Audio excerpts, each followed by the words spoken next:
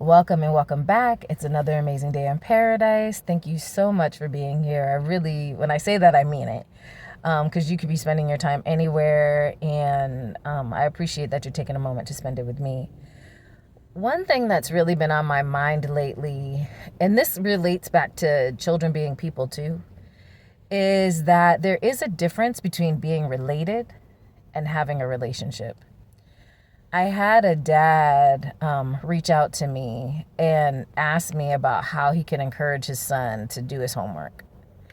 And because his son was resisting. And I said, I'm probably not going to tell you what you want to hear, to be totally honest, because this isn't about your son. It's about you. When I do my parent coaching, it's not about what the child's doing necessarily. It's about how the parent is. And so we got into this conversation, and one of the things that I said is, he's his own person. I said, he's expressing his displeasure with something. Do you know what it is? And he was like, no, just that he doesn't like to do homework. And he's like, he's so smart. And I'm like, he probably knows what to do. To be honest with you, he probably could finish it. And we got into a conversation about how, if he would just comply and do this, it would make his life so much easier. That's what I found. I said, but how did it make you feel? And he was like, I said, see, you complied because you knew that on the other side of that if you didn't, then there was a punishment attached to it.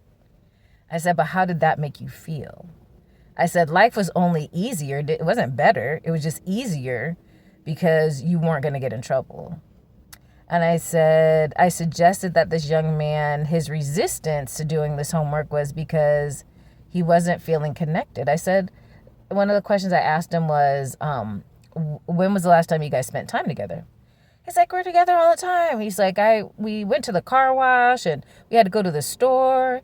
And I said, no, I said, that's when he's with you. I said, when have you spent some time in his world doing things that he likes?